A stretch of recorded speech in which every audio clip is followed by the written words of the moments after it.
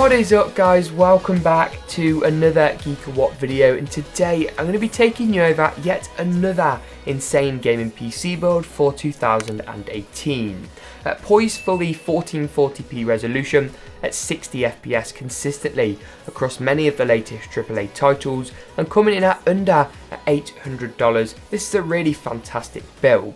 Before I dive headfirst into the parts I selected and why, let's first look at some performance figures. Whether it's 1440p at medium settings or 1080p at ultra in the latest AAA titles at that key 60 FPS mark, or older games which will in some cases excel 100 FPS at 1440p, this build covers all of the necessary bases. I'm actually in the process of updating this benchmark list, so any games or titles you'd like added on here, let me know in the comment section below. With that being said, let's dive in to the parts I selected to choose and why. At the heart of this build and really in the centre, I selected the AMD Ryzen 5 2600 CPU. This builds on the success of the 1000 series and initial Ryzen CPU lineup, which spearheaded AMD's return as a majorly competent and competitive player in the CPU marketplace. This particular chip is their mainstream kind of entry to the market with 6 cores and 12 threads and a very good base and boost of 3.4 and 3.9 GHz respectively. What this is going to do is give you not only fantastic multi-threaded performance on newer games that will really take advantage of such a feature, but also work well for older titles such as CSGO, World of Warcraft, League of Legends.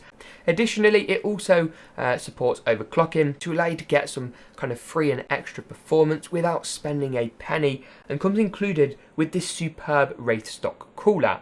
This saves you money on an aftermarket unit that you would definitely have to buy if you went for an Intel chip. For the motherboard in this build, I selected MSI's B350M MORTAR. This board comes in at an M80X form factor, which is going to strike a good balance between size, feature set, and that crucial price to performance ratio. It also has 4 RAM DIMM slots for good upgradability, an M.2 slot, and USB-C on the rear panel, keeping those features nice and up to date. The eagle-eyed amongst you will have noticed that AMD did refresh this chipset with the B450 lineup of motherboards, but they're simply not necessary. They're quite expensive, especially compared to their B350 counterparts, and don't really add much in the way of features, so stick with this and you're gonna be good. For the memory in this build, for the RAM, I selected a single 8GB DIMM of Corsair's Vengeance LPX. This RAM is going to do you just fine. It isn't flashy and RGB, diamond encrusted or super duper shiny, but it is very, very affordable. I went for a high, near 3000 MHz speed DIMM here, which is going to excel your performance very slightly, and another identical 8GB DIMM for 16GB of total memory is going to be a fantastic upgrade later on down the line with no troubles whatsoever. For the storage in this build, I selected a 1TB Seagate Barracuda hard drive. 1000GB of capacity gives you plenty of room for your movies, music, Steam and Origin libraries, and I must have at least 10 of these Seagate drives in a range of capacities from my server to my personal build and one in my living room downstairs.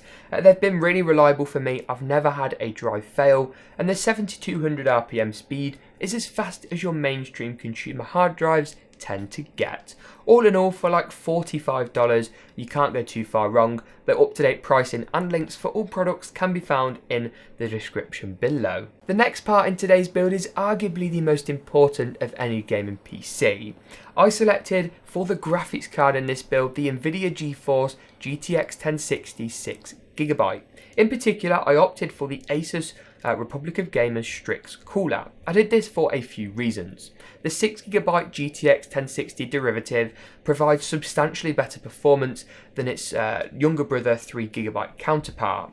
This particular card comes overclocked out of the box with further overclocking legroom. You've also got 3 large fans on here which keep it quiet and nice and cool, alongside a little bit of RGB implementation.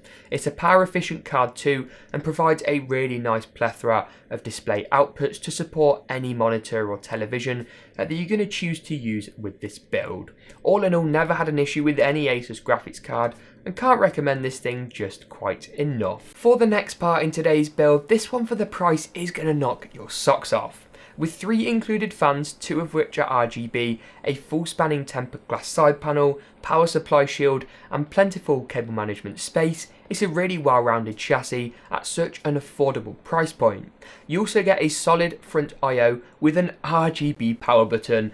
I mean, yes, that's unnecessary, but it's also undoubtedly fantastic. It supports super duper long graphics cards, plenty of hard drives and SSDs as well, and SLI graphics card setups if that's a route you did want to select. It's a really nice case, magnetic dust filters at the top as well, which make things super easy and keep your system cool and dust free. For the next part in today's build, the final and probably the most boring one, but it is important, the power supply, I selected Cooler Master's MasterWatt 650. With an 80+ bronze certification, its efficiency has been guaranteed by an external company, and its semi-modular nature means you only plug in the cables you need. Talking of the cables, they're black rubber sleeved cables, which for the price point is actually very impressive and look far better than the horrible multicoloured like ketchup and mustard affair that you may find on cheaper units. All in all, it's semi-fanless, quiet design and really consistent reliability, making a good bet in this build with a bit of upgradability headroom in there as well. But that, I think, just about wraps it up for today's video. If you enjoyed it, smash that like button and get subscribed. But as always, we'll see you in the next GeekaWhat video.